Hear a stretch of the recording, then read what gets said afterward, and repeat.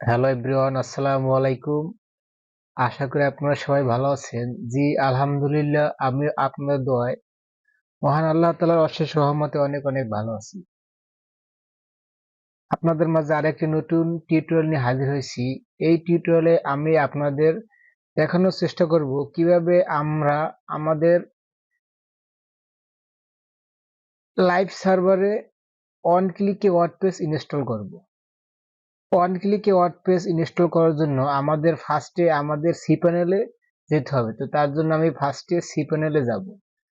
cpanel এসে এখান থেকে আমরা সার্চ বারে সফটাকুলাস অ্যাপস ইনস্টলার অথবা এখান থেকে আমরা খুঁজে বের করব সফটাকুলাস অ্যাপস ইনস্টলার। আমরা সফটাকুলাস অ্যাপস ইনস্টলার এখানে ক্লিক করব। ক্লিক করার পরে আমরা এখানে অনেক অপশন দেখব। এখান থেকে আমরা যেহেতু ওয়ার্ডপ্রেস ইনস্টল করব তার জন্য আমরা ইনস্টল ওয়ার্ডপ্রেস অপশনের উপরে ক্লিক করব। ক্লিক করার পরে আমরা এখানে আমাদের ডোমেন সিলেক্ট করব, অর্থাৎ যেই ডোমেনে আমরা ওয়ার্ডপ্রেস ইনস্টল করতে চাই সেই ডোমেনটি ফার্স্ট এখানে আমরা সিলেক্ট করব। যেহেতু আমি এই ডোমেনে ওয়ার্ডপ্রেস ইনস্টল করব না, আমি সাব ডোমেনে করব, তার জন্য আমি এখান থেকে আমার কাঙ্ক্ষিত ডোমেন সিলেক্ট করে নিব। তো আমি এই ডোমেনে ওয়ার্ডপ্রেস ইনস্টল করব এবং আমরা এখানে ডিরেক্টরির জায়গায় ফাঁকা রাখবো।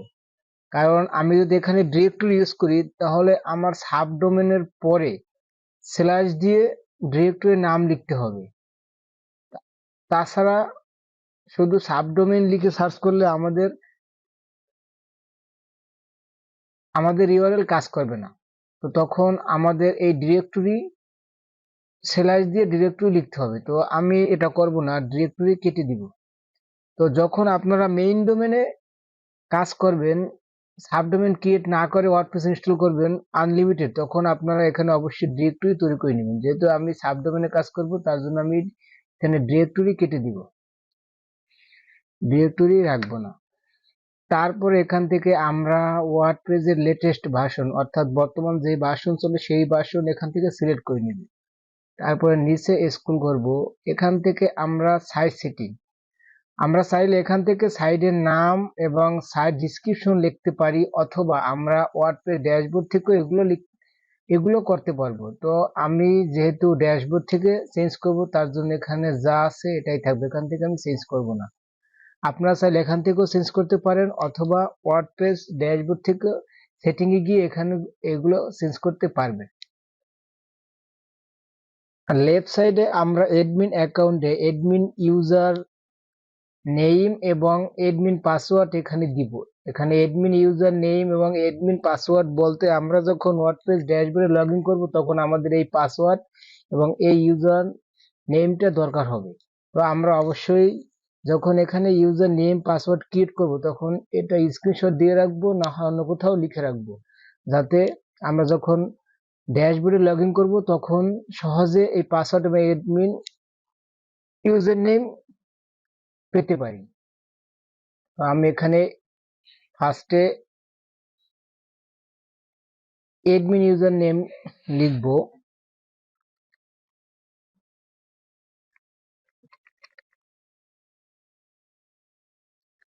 তো এখানে চাইলে আপনারা আপনাদের ইচ্ছা মতো যে কোনো নাম ইউজ করতে পারেন। তারপর এখানে আমি একটি পাসওয়ার্ড দিব।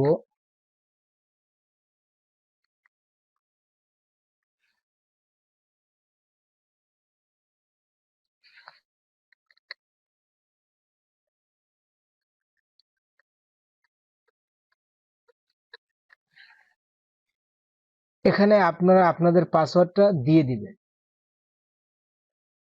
তারপরে এখানে অ্যাডমিন মেইল, অবশ্যই এখানে আপনারা ক্লায়েন্টের মেইল ইউজ করবেন। এখানে অটোমেটিক একটি মেইল জেনারেট হয়, আপনারা যদি সেই মেইল ইউজ করেন তাহলে কিন্তু আপনাদের ঝামেলা হবে।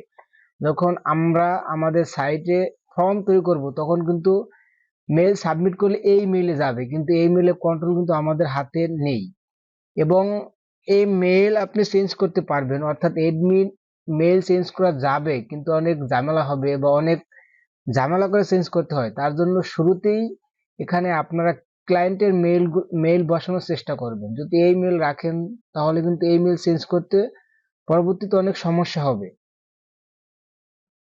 তারপরে এখানে ল্যাঙ্গুয়েজ আপনি চাইলে আপনার পছন্দ মতো ল্যাঙ্গুয়েজ সিলেক্ট করতে পারেন, অথবা আপনি ওয়ার্ডপ্রেস ড্যাশবোর্ড থেকেও ল্যাঙ্গুয়েজ সিলেক্ট করতে পারবেন। তো আপাতত আমি ইংলিশে রাখবো। তারপরে এখানে সিলেক্ট প্লাগইন অপশনে আপনি যে প্লাগইন টিক মার্ক দিয়ে রাখবেন, আপনার ওয়ার্ডপ্রেস ইনস্টল হওয়ার সাথে সাথে ওই প্লাগইন ইনস্টল হয়ে যাবে। যেহেতু আমি এখানে একটি প্লাগইনও চাই না, সেহেতু আমি এখানে একটি প্লাগইনের উপর টিক মার্ক করবো না। তারপরে আমরা ইনস্টল বাটনে ক্লিক করার আগে এখানে আমরা অবশ্যই এই জায়গায় যেই মেইল ইউজ করব সেই মেইল এই জায়গায় বসিয়ে নিব। তো আমি বসাবো না, ফাঁকা রাখছি, যেহেতু আমি এই সাইটটি টিউটোরিয়াল তৈরি করার পরে ডিলিট করে দিব, তার জন্য আমি এখানে কোনো মেইল বসালাম না। তারপরে আমরা ইনস্টল বাটনের উপরে ক্লিক করব। তো ইনস্টল বাটনের উপরে ক্লিক করার আগে সবকিছু আর একবার ভালোভাবে চেক করে নেবেন যে সবগুলো ঠিকঠাক আছে কিনা। তো আমার সবকিছু ওকে। আমি এখন ইনস্টল নাও বাটনের উপরে ক্লিক করব, অর্থাৎ এখানে আমি ক্লিক করব। এখন আমার কিন্তু ওয়ার্ডপ্রেস ইনস্টল হচ্ছে, একটু সময় নেবে। তো আমার ওয়ার্ডপ্রেস ইনস্টল সাকসেসফুলি ভাবে ডান। আমি এখন চেক করে নিব যে আমার ওয়ার্ডপ্রেস ইনস্টল হয়েছে কিনা। তো তার জন্য আমি ফার্স্টে আমার ইউআরএলটা কপি করব, কপি করে আমি এখানে পেস্ট করব।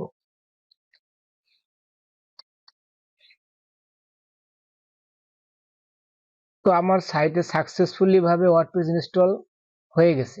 তো এখন আমি ড্যাশবোর্ডে লগ ইন করবো, দেখবো আমার ড্যাশবোর্ড কাজ করে কিনা। তো তার জন্য আমি এই লিঙ্কটা কপি করব, অথবা আপনারা আপনাদের ডোমেনের পরে স্ল্যাশ দিয়ে wp-admin লিখলেও হবে। আমি লিঙ্কটা কপি করব, কপি করে পেস্ট করব।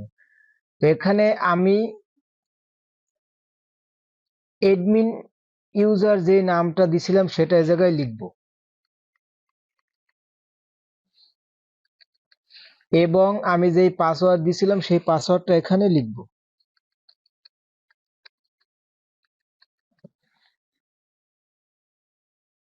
তো আমার ড্যাশবোর্ডে লগ ইন হয়ে গেছে, অর্থাৎ আমার সাইটে এখন ওয়ার্ডপ্রেস ইনস্টল সাকসেসফুলি ভাবে ডান। তো আপনারা চাইলে এভাবে ওয়ান ক্লিকে ওয়ার্ডপ্রেস ইনস্টল করতে পারবেন। তো অন্য কোনো ভিডিওতে আমি ম্যানুয়াল কিভাবে ওয়ার্ডপ্রেস ইনস্টল করতে হয় সেটা দেখানোর চেষ্টা করব। আশা করি ভিডিওটি আপনাদের কাছে ভালো লেগেছে। যদি ভালো লেগে থাকে অবশ্যই সাবস্ক্রাইব করবেন, পাশে থাকা বেল বাটন ক্লিক করবেন যাতে নতুন কোনো ভিডিও আসলে আপনাদের কাছে শো করে। আসসালামু আলাইকুম, ভালো থাকবেন, চারপাশে মানুষগুলোকে ভালো রাখার চেষ্টা করবেন। খোদা হাফেজ।